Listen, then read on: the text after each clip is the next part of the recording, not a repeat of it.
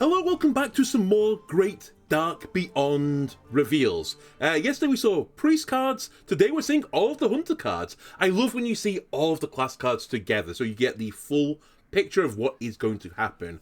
Hunter's going to be interesting because this is the first class where we're going to see like the full starship package, I believe at least. Unless some other neutral starship pieces are shown, I think this will be the first class we see every single piece. The two neutral ones and the class cards as well. So let's actually start with that package because I've actually got some reservations over this whole starship package.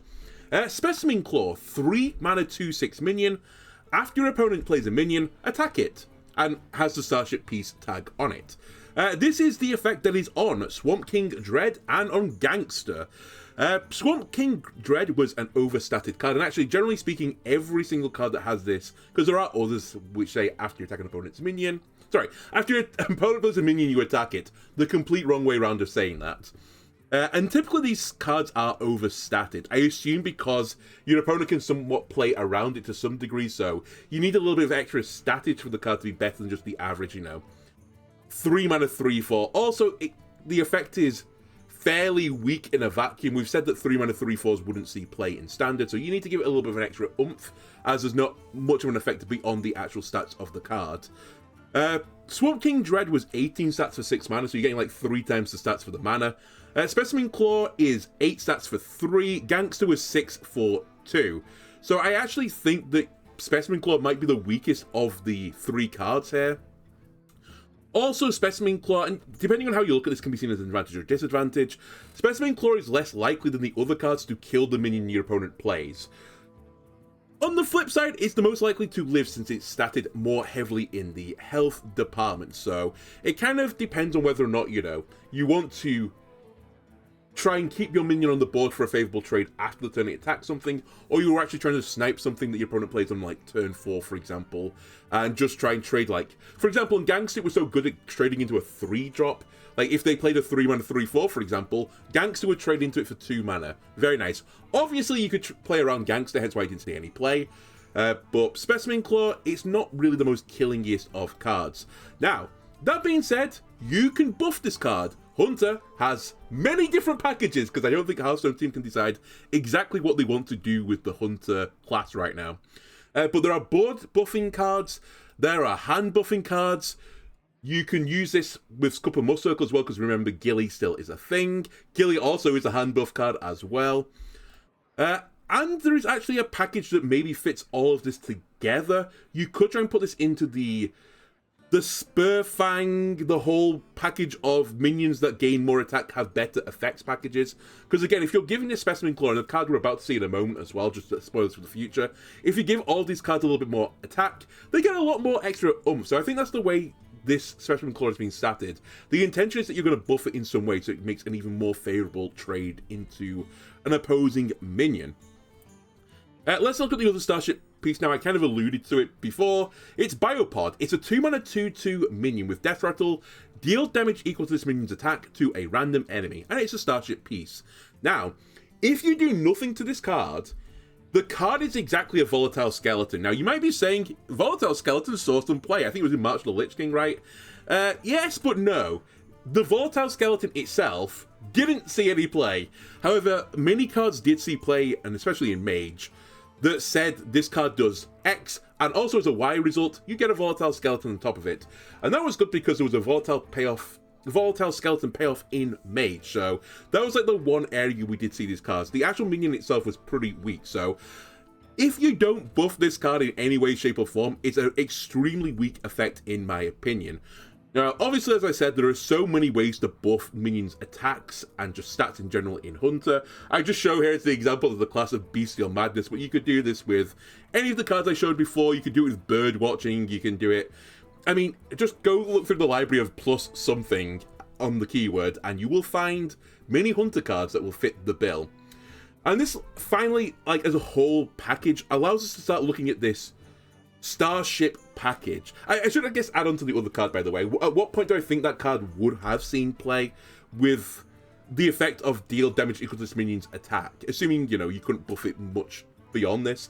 I think if you could get this to like 2 mana 4/2 or something, deal 4 damage randomly, I think that is a worthwhile deal. So if you can put +1/+1 on it, if you can put +2 attack or +2/0 on it, I think that it's a minion you would have at least considered putting into some sort of tempo-orientated deck. And I do think that the Starship deck is going to be some sort of tempo-orientated deck. I still think the card is fairly weak, though, as is. And this is kind of like what we're saying about the Starship pieces. Just in case you're wondering, by the way, the Starship you put together for Hunter is called the Astral Compass. It has no special text on it. It's literally the effect of all these Starships will just be the combined elements of all the pieces that make it. And this is the problem, right? Because Biopod, I think, is a weak minion for its mana cost. I don't think this would see play in Standard. Specimen Claw, I don't think would see play in Standard. Arcanite Defense Crystal is worse than Kodahide Rhino, right? I think that's what we said. Or at least it's one less stat and you get one more armor, so it's equivalent at the very least. Would that see play in Standard? Nope. Would Dimensional Claw see play in Standard? Nope. So you're playing multiple turns of weak cards, one after another, to build together this Starship. Now, I will say, if you can play your Biopod into your Specimen Claw, into your Arcanite Defense Crystal, and then you smack the launch button, then you are, for that stat line for 5 mana, you're getting a 7 attack minion with 12 health on it. With Death Rattle, deal this damage equal to the minion's attack to a random enemy. Might hit the face, might just hit a random minion though, which you probably don't want with 7 damage. Also, you'll get 6 armor on top of it, it will have Taunt, and if an opponent's minion plays something, this Starship will shoot it. It'll have the defense lasers up, immediately pew-pewing at any hostile threat. Obviously, if that card existed in the game, if it was 5 mana, 7, 12, or whatever I said, Death Rattle, deal its attack damage to a random enemy, gain 6 armor, attack a minion opponents, it would be fantastic, right? It would be a fantastic card. But you have to go through so much detritus to get to that point. And realistically, how many of these Starship pieces do you want to put into your Starship deck? Because I would argue, unless there's a very specific interaction you're looking for, I don't think you're going to put the Dimensional Core in a lot of these decks. I think you're more inclined to put the Taunt, gain 6 armor into your deck, because you're probably going to need to survive through aggro, and Arcanite Defense Crystal is the best of the 2 neutral cards to let you live through aggro, since they have to chunk through the Taunt minion, and they have to chunk through your armor eventually. I think it's unrealistic for the most part that you're going to hit 3 of these before turn 5, so are you going to be pushing the 5 mana launch button when you have a 4/8 instead? That would feel really, really upsetting. I don't think I'd be happy to do that. I will say on this Starship in particular, though, since the Biopod has got a Death Rattle on it, you could try and put Yelling Yodeler in the deck. So if the Starship lives for an additional turn beyond the 5 play, on turn 6 you could Yelling Yodel the Starship. It would fire like the orbital cannons at all the opponent's minions. I say all, 2 opposing minions, and you'd gain 12 armor on top of that, which is actually a pretty good deal, but it's so many ifs and buts. I just don't see a world where it's happening. Also, I will say, this is potentially a really good anti-aggro tool, right? If you can get this Starship up with the Defense Crystal and with the Biopod on it, you're probably going to kill an opposing minion with the stat line of the Starship. You're going to kill it with the Biopod effect. You're probably going to gain 6 armor as well on top of it. All good things for anti-aggro. If this becomes such a huge issue, aggro decks might just start running Star Volpera, which is the obvious play to counter the 5 mana launch the button. You just play a Star Volpera, you get a 4/5 on top of it, you just break the Starship immediately, and all of these shit turns you've played get undone by a slightly understated 5-drop. That, by the way, if you went into a matchup where you didn't need to shoot the Starship, you could trade it away and just put it back into your deck for hopefully ever, so you don't ever see it for the rest of that game. I just don't see this working, to be completely honest with you. Now, you might be saying, okay, well, obviously you're not meant to push the button, you dummy. You're meant to wait for the Exodar. You're meant to wait till turn 8, playing poor cards along the way. Obviously, if you wait to turn 8, you could weave in bad turns with some better turns. Well, let's say by turn 8, I think the best case scenario you'll have is you've played 4 of your Starship pieces, and I think you're going to run 6 Starship pieces in your deck to make these decks work. I think you'll pick 3 of the 4 of them and then drop the 4th one. Let's say you hit 4 of them. yeah, this is fantastic, right? If you're getting something like 6, 9, you'd be getting 9, 14 stat line on the minion, depending on which ones you get. Just assume you hit Biopod twice for the sake of argument.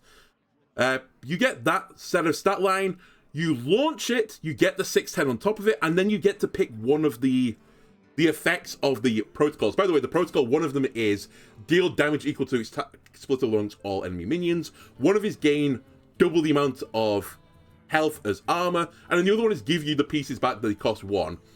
Do you want 3 of these pieces back at 1 mana? No, they're too bad at the late game to really matter. Once you get into like 9 and 10, sure, you're cheating out whatever it works out to be.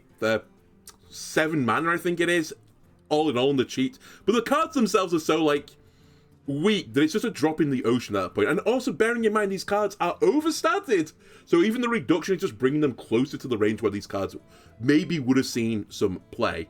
If you're going in the attack mode, as I kind of predicted, I think you're going to be getting an effect that is worse than Astalor. Astalor was a great card, don't get me wrong, but there was a big part of it that was because it did 14 damage, not like 9 damage or 9 or 10.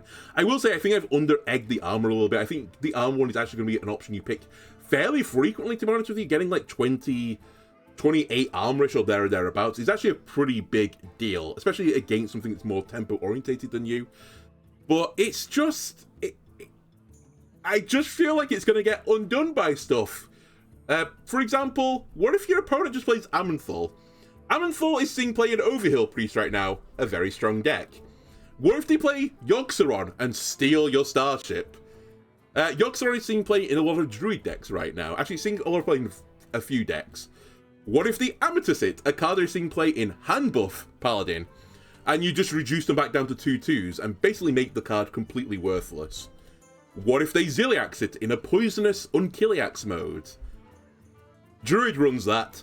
What if they Resker it and they just steal it? Highlander. Rainbow Death Knight is running Resker. What if they Primus it, which is what's being run in Blood Death Knight decks as well as the Highlander Death Knight decks, and you suddenly gain plus 12 health and kill the Starship Enterprise instantly? What if, and this would take 1 additional turn, all of these plays that you could do on 8 or 9, if you can live 1 additional turn, you could Reno everything and just make it all disappear, and then you just ignore the Death Rattle entirely. This is something that Highlander Druid can do, and actually they could do it early, because Druid cheats. So, yeah, and then one final thing, Shaman, for Evolved Shaman, you could just wave as Nostalgia this board, and you're almost certainly going to roll better than the spaceship from it, and also the Exarch, or it was called. I just think there are too many ways in too many of like the tippy-toppiest decks to just deal with this card. If I could click my fingers, imagine hearing clicking fingers. You have to add it in yourself. I could add it in post, but I'm not. You add it in your brain, alright? That's the editing I like to do. Just on the spot, you jump through all these hoops, you make so many bad turns playing these garbage cards, all for Aman'Thul just to poof it away. And also give them another minion. It's just, I just don't see it. I really, really don't see the Starship. But obviously, we've only seen one of them so far. Maybe the other ones are going to be a bit more proactive than the Astral Compass is. I will say, by the way, Hunter also has an answer to the Starships, which is pretty funny. You could just death roll one of the Starships. You can be the great cosmic alligator, grab a hold of it in a death roll, and just start barrel rolling that Starship into the moon or something, and explode it all over their face. Yeah, I'm sure that's fine. So yeah, Hunter has got an answer to these as well. So there's many other examples as well I could go through if a class like was really struggling with these Starship decks, of just a tech card to put in to remove Big Boy. I don't see it working. I just don't see it working. By the way, there is another Starship Enabler card in Hunter. It's Laser Barrage. 2 mana spell. Deal 3 damage to a minion. If you're building a Starship, also damage its neighbors. Hunter's seen a few of these cards now of like damage a guy, damage adjacent guys. Grievous Bite was one of them, which was 2 mana. It did 3 damage to a minion and 1 to adjacent ones. So you're getting 4 more damage on Laser Barrage, but it's conditional. And if you don't hit the condition, you're actually doing 2 less damage. Grievous Bite didn't really see any play, by the way, in Hunter. There was also Explosive Shot, which again doesn't see too much play. It's 5 damage to the single minion and 2 to the adjacent ones. It does look good for Laser Barrage, though, if you compare the stat lines of these. Explosive Shot is 5 mana, you get 7 damage. Laser Barrage, if you can get the trigger, is 2 for 9. That's a great deal, right? Also, actually, now that I say that, Explosive is not 7, it's 9, I can't count. It's 5 for 9. It's a 3 mana reduction on Explosive Shot, which is a pretty big deal. I will say Explosive Shot doesn't see play at 5, so it probably implies that it's more like a 2 mana reduction effect.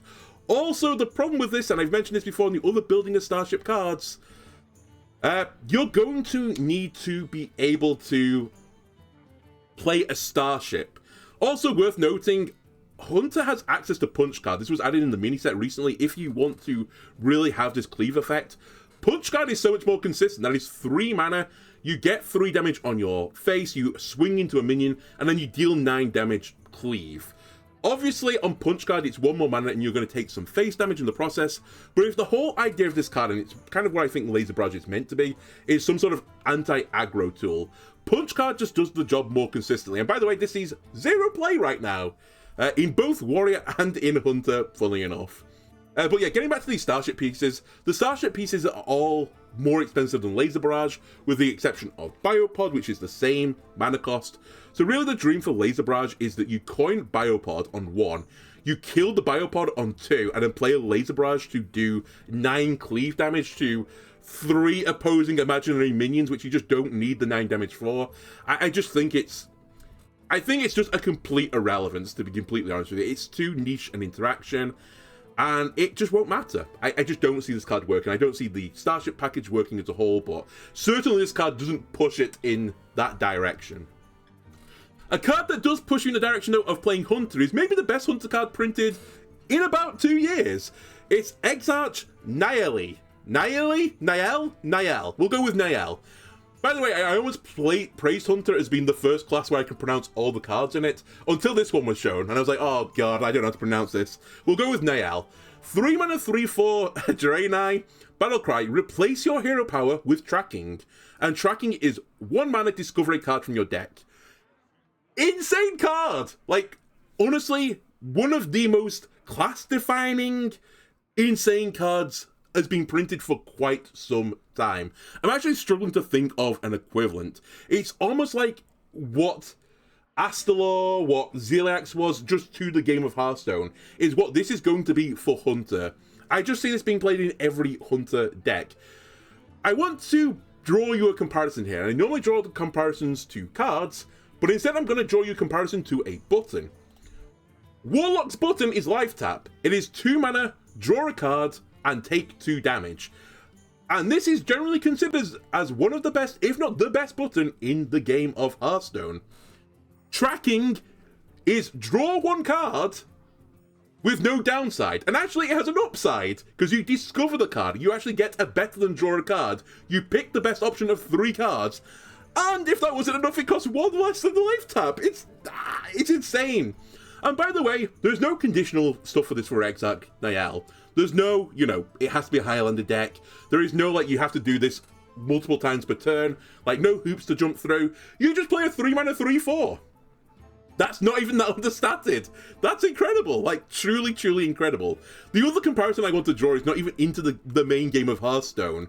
Back in Tombs of Terror, the dungeon run mode for Saviors of Uldum, Bran Bronzebeard, who was the Hunter Warrior, funnily enough, starter class, had a button called Dino Tracking, which was a passive button, which meant at the start of your turn you discovered the card you drew. It's not quite the same as Tracking, because you actually get 1 more card with this button. Well, assuming you push the Tracking button, but it does cost 1 more mana, because you do get your additional draw at the start of your turn as well as this. Dino Tracking was completely busted in that adventure. It was so unbelievably strong to be able to choose which card you drew every turn. For 1 more mana, you can draw an additional card as well as doing the tracking turn. It is so unbelievably bonkers. I can't emphasize this enough. This card is so strong. If you get the tracking early, it's so good. Just imagine this scenario. Let's say you're playing Breakfast Hunter and you really need a mystery egg. One of the weaknesses of that deck is not finding your mystery egg. You put an Exarch Nayel in your deck, you're more likely to find your egg. You're more likely to find your Yodeler as well to hit the egg. It makes that deck way more consistent. If you're some sort of combo-based deck, your deck is more consistent. If you're some sort of like value-ish deck like the Secret Hunter deck is, you might want to draw Product 9 at some point in the game, because that casts you 5 secrets, and that's a lot of value with the 5-mana 4/4.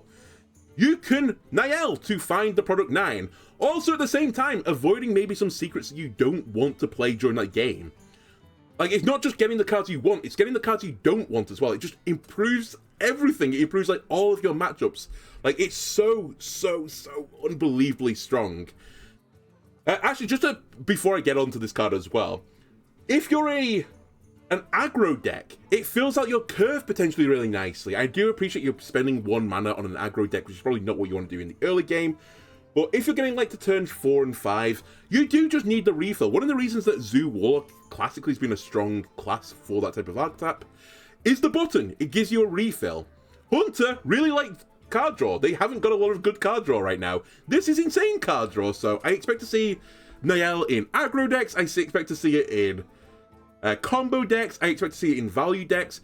Even control decks would like to draw like specific cards, especially tutor cards, to allow them to live through a combo OTK deck, for example.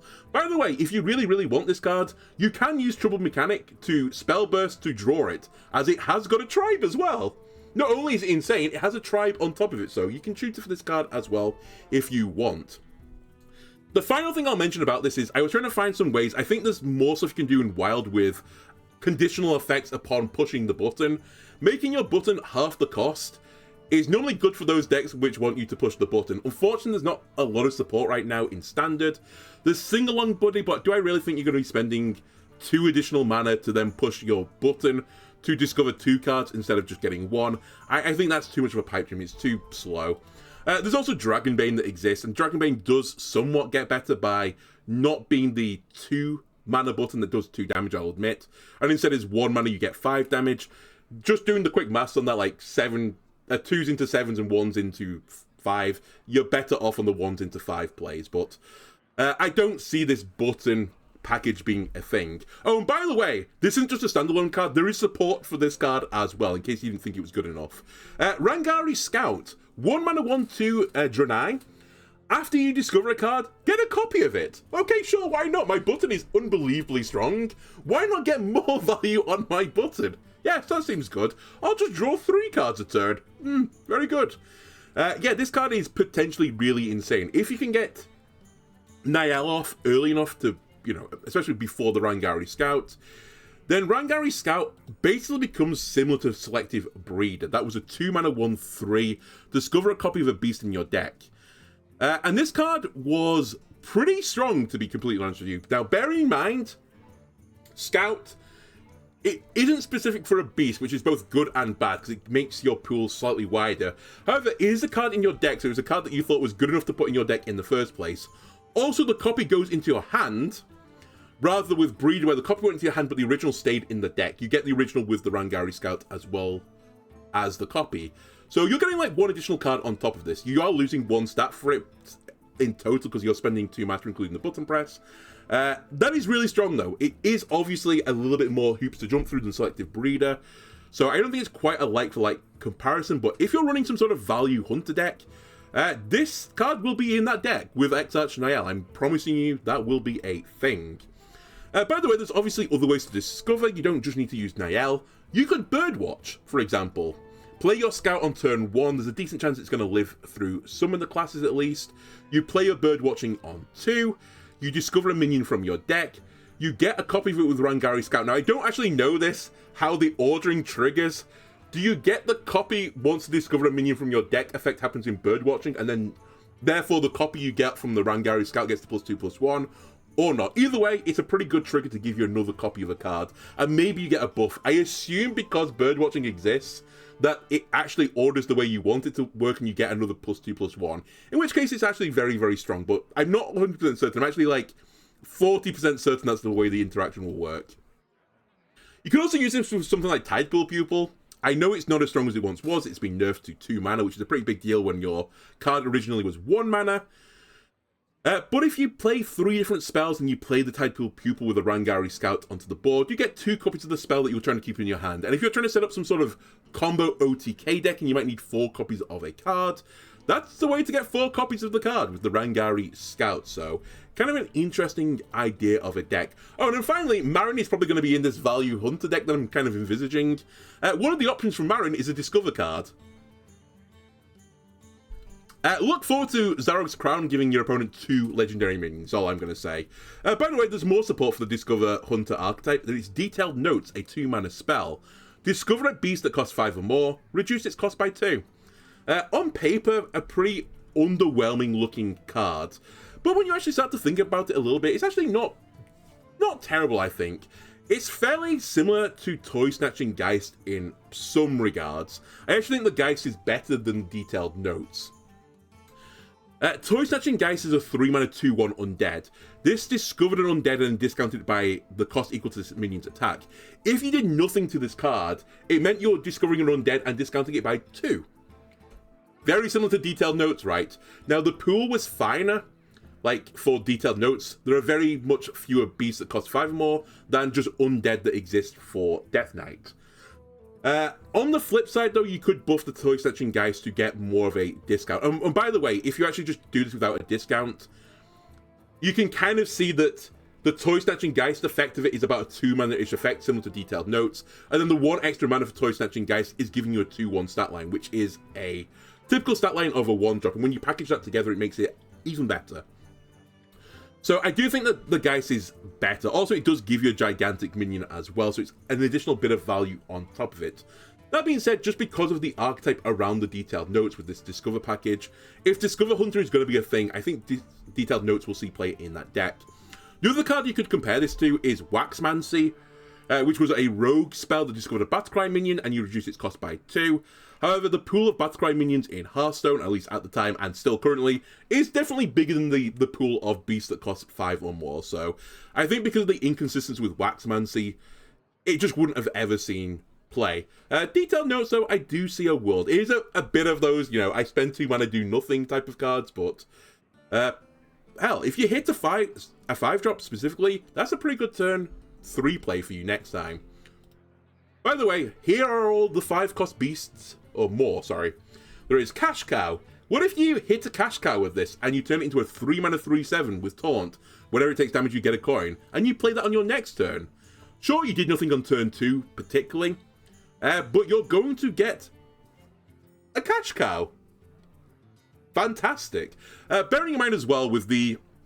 I'm actually not entirely certain. I think the Draenei 1-cost card, if you can play that and then play Detailed Notes, I think the 2 discovered cards you'll get from that, the copy of it, the copy will have the mana discount as well, so you could get 2 3-cost Cash Cows. Same with all these minions, you could get 2 of them with the discount, which is even more value.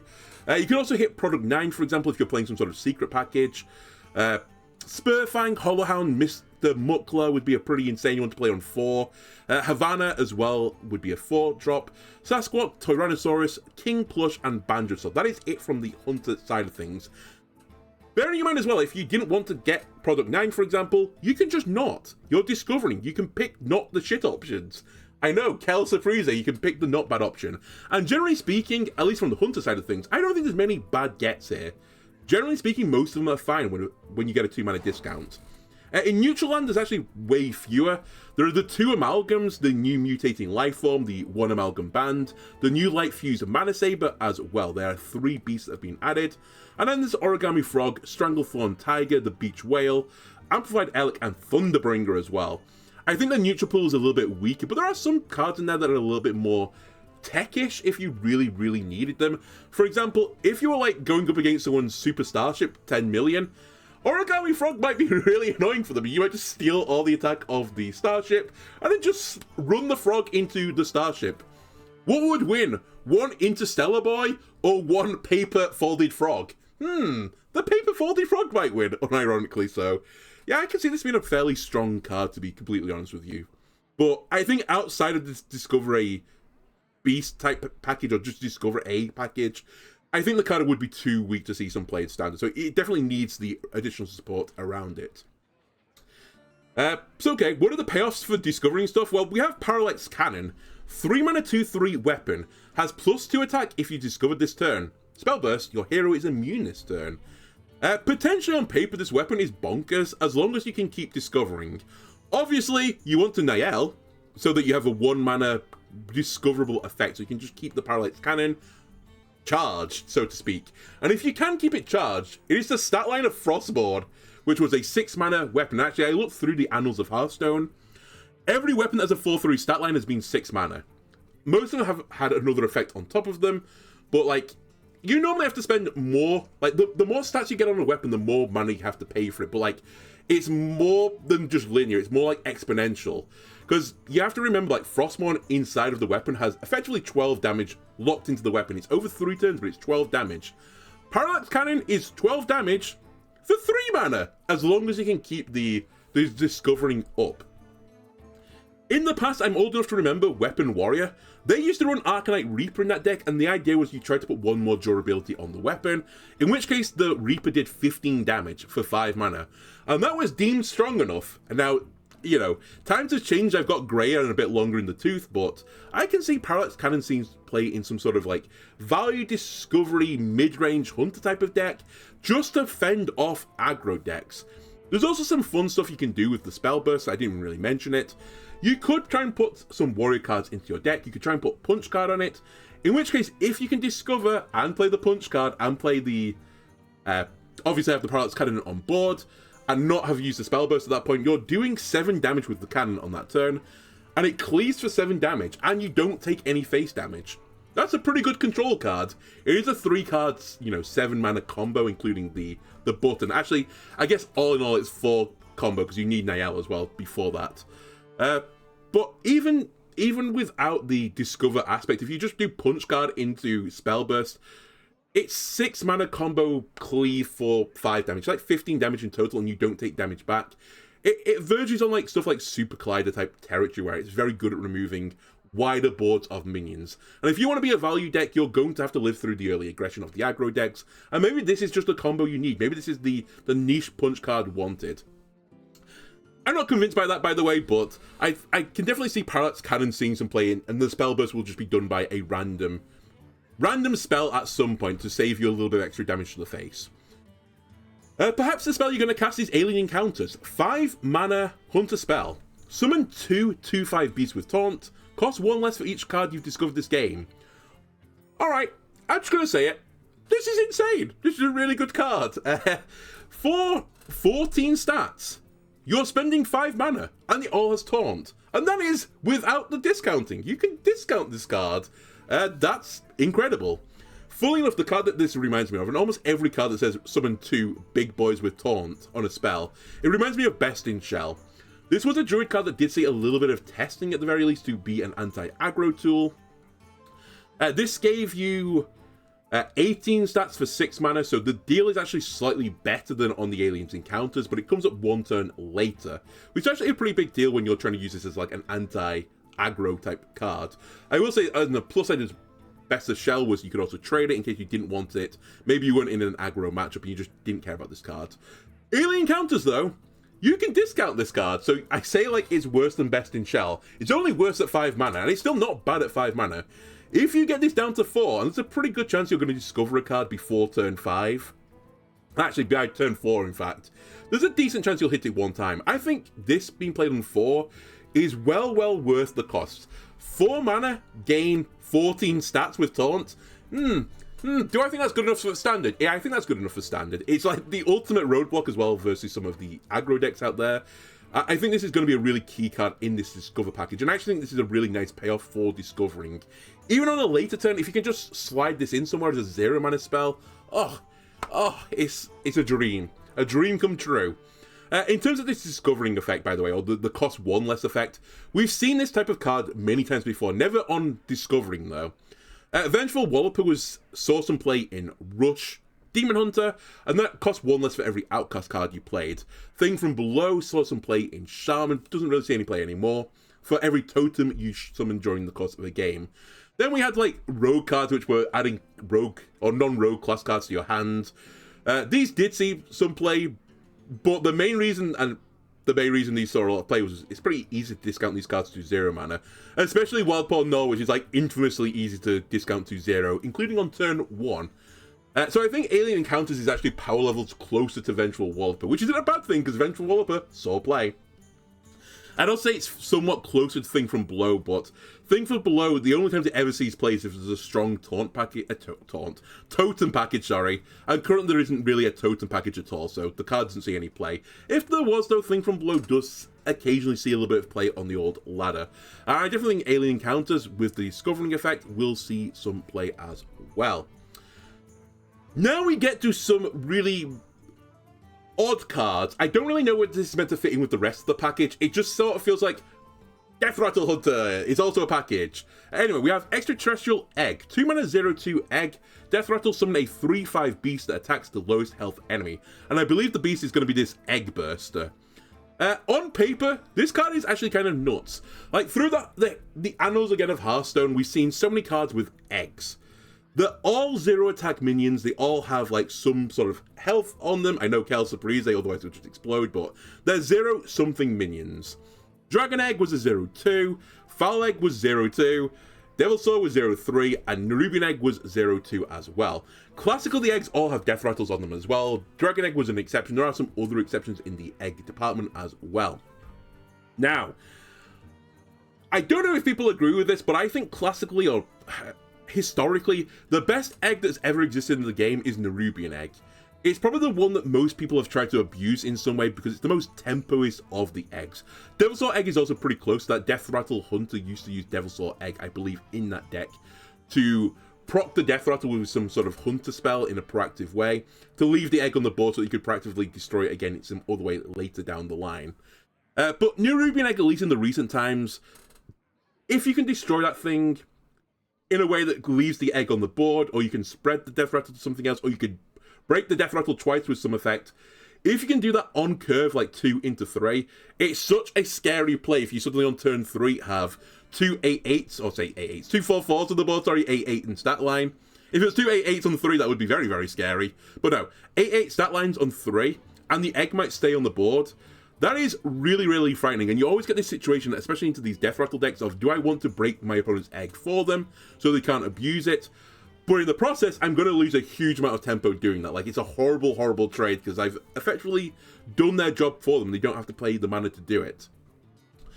Extraterrestrial Egg, I think, is better than Nerubian Egg. That's how strong I think this card is. You're still getting 8 stats for the 2 mana 0/2 cost line, so it matches up nicely with Nerubian Egg in that regard. However, one of the big weaknesses of these egg decks is it's a little bit slow and a little bit ponderous. You have to play the egg. You have to play the thing that abuses the egg. You have to wait for Summoning Sickness. Then you can attack. It just takes a little bit too long, and against like other tempo decks, you could sort of get swamped out of it. And against some aggro decks, especially against ramp decks control decks, especially any control deck kind of has a bit of ramp associated with it, like a bit more like a druidish deck, they could just put a situation where this isn't cheaty enough anymore. They could just trade the eggs out continuously and just interrupt this egg combo. And as long as like the combo deck or the control deck or whatever you want to call it, as long as they could live through this early egg aggression, you just lose. There's no other win condition in that deck. Extraterrestrial Egg gets around that in some regard because you attack the lowest health enemy. It means your egg is slightly faster. You're sort of circumnavigating one of those turns. One nice thing about attacking the lowest health enemy as well is you're more likely to kill that enemy. And actually with the 3/5 stat line, I mentioned this on the claw that was, I think it was a 2/6, right? The 2/6 isn't that likely to kill something that it attacks. 3/5 hitting the lowest health enemy is pretty likely to kill something and live at the same time with the 5 health stat line. So I actually quite like the stat line. I think it's a very favourable one for the Extraterrestrial Egg. So I do think this is better than Nerubian Egg. The obvious dream here is if you can Extraterrestrial Egg and then coin into a Yodeler, that is a lot of stat line. That is 6, actually it's more than that. It's 9, 14 stats where 2 of the 3/5s proactively swing into low health stuff. So you might get 2 kills with that. Maybe they're not 3/5s anymore. Let's say they're 3/1s for the sake of argument. It's still a lot of stats on turn 3. Like, it's a seriously, seriously frightening thing. And by the way, the egg stays on the board as well, so you can abuse it later down the line. Other ways to abuse this egg, you can Ravenous Kraken it, which is a better card for the curve because it goes into 3. You Ravenous Kraken your extraterrestrial egg. The extraterrestrial egg 3/5 is summoned, it trades into an opponent minion, which is very nice because the Ravenous Kraken is an understated minion, so you're losing tempo normally playing that turn, but you actually equalize the tempo to some degree because you've attacked your opponent on their turn. The Kraken eventually is destroyed, and then you Yodel the egg after that, where the curve fits more nicely. I can see that to some degree being a thing. There are other ways as well. You don't just have to abuse the multiple death rattle type things. You could just buff this thing so it can actually attack, and then you can break the egg yourself. You can also do this with a hand buffing type package. You could use this with bird watching to get you the egg early, because if you don't draw the eggs early as well, you sort of just lose. And also you could go into Warrior Land, as we've mentioned, with Ranger Gilly, get the Gilly to die, hand buff the egg. You can then use the Cup of Muscles as well to buff the egg. And then maybe this goes into this package I sort of mentioned with the Spell Burst. Hand buff Hunter Warrior package where you want to make things taller rather than wider, as is seen in Hand buff Paladin. I'm not actually sure right now, having seen all of the Hunter cards, whether or not this can work. But it's not a million miles away from being a thing. Another funny thing you can do with like one of the newer cards, I suppose, is you could use Escape Pod on turn 3. You rush the Escape Pod into an opposing minion. The Escape Pod dies. It gives your egg +1/+1. Turns into a rush minion. You can rush the egg in. The egg dies. It generates a 3/5 that, you know, could trade into something else. And actually, very quickly with Escape Pod and a bunch of eggs on the board, you could do some pretty disgusting things and have a board at the end of it. Do I think that's going to work? No, I think that's just too slow, too oddly specific as well to actually work. So where do I think the egg is going to see play? I think the intention of the play was to see play with this. The other legendary that we've not seen so far. 3 mana 12/12 beast. Gorm the World Eater. Dormant for 5 turns. At the end of your turn, destroy the minion to the right of this to awaken 1 turn sooner. Alright, they've reprinted Slagmore, but for Hunter. Okay, sure. I will say, some people have been saying that Gorm is worse than Slagmore. To some degree, I see what you mean. In others, I think it might be... I think Gorm might be better. I think you can get Gorm up a bit faster than Slugmore. Now, I will say, Gorm doesn't have Rush and Taunt. That being said, on Gorm's side of things, if you, every single turn, eat a minion with Gorm, you will get Gorm up on turn 5. So if you play Gorm on 3, aka 3 mana do nothing, and on turn 4, I'm sorry, and on that turn 3, a minion also dies, so you've basically done 2 mana do nothing as well, because you've eaten that minion. And on 4, you play something, and it gets eaten as well, and you've done 4 mana do nothing. Then Gorm comes out on turn 5 as a 12/12, which is pretty frightening. I do feel like, though, it's going to get the Slagmore treatment, that it's just going to be too slow, it's too big a tempo loss, and a lot of decks are just going to be able to deal with 5 mana 12/12, I think, unfortunately. Or you always have the worry that this card is just going to be stolen. In terms of cards to eat, you might be like working out my train of thought now. One of the best cards you could put onto turn 2 into Gorm the World Eater, if you want to make sure there's a minion on the board for turn 3, are extraterrestrial eggs. At the very worst, the egg will be broken by your opponent and it will eat the 3/5. At the best case scenario though, Gorm the World Eater will eat the egg, generate a 3/5, which you could then eat on a future turn, and the 3/5 attacks. You can also do this with Nerubian Egg as well, so this is some options in the 2-drop department of minions that are somewhat sticky and edible. Also worth noting for Gorm the World Eater, it's very nice that it's on the right side of the minion, because any card that is summoned, or any minion that is summoned, goes on the right side of the board, so it makes Gorm work nicely with the token generating cards. For example, you might want to try and run this with Bucket of Soldiers. Sure, this isn't a 2-drop, but it is a egg-like minion that if you eat it, then you generate a bunch of soldiers, and the soldiers are more likely to stay up on the board, and might get eaten by Gorm on future turns to make sure that Gorm comes up on turn 5. Similarly, there's Ball of Spiders as well that generates you potentially beasts from the web spinners as well, and are nice little bits of morsels for Gorm the World Eater. Another thing you could do is Sneaky Snakes, another token generating card. You could put the snakes on the board on turn 1, put Gorm to the left of the snakes afterwards, and just leave them in stealth so that your opponent has more issues with dealing with the stealth minions. Finally, one other thing, a bit of a mean idea. You could put nesting golems to the right of Golem the World Eater, and Golem would just continuously eat the nesting golems. Which, sure, it would work, but it's a little bit too slow for my palate. Anyway, I think Golem won't be working, to be honest with you. And funnily enough, this reminds me a little bit of... I don't know if this is a Britishism, I think it might be a Britishism. If you call someone Gormless, it sort of implies you're lacking, like, intelligence or lacking, like, thoughts and stuff. You're a bit of a knuckle drudger. But there isn't really an opposite to Gormless. There's not a Gormful. So I want to create a world called Gormful. That is someone that has full of thoughts and ideas and creativity. Where do I rate Gorm on the scale of Gormless to Gormful? It's definitely on the Gormless side of things. I think this card isn't going to work, unfortunately, but, you know, if you hit the highest of high rolls with, like, the egg package, it is actually extremely frightening what this card can do. Unlike Slagmore, which I don't think was ever, like, a card that you would be worried about. Anyway, that'll do it for the Hunter reveals. I forgot to check what's up tomorrow, so that's going to be a surprise to you and a surprise to me.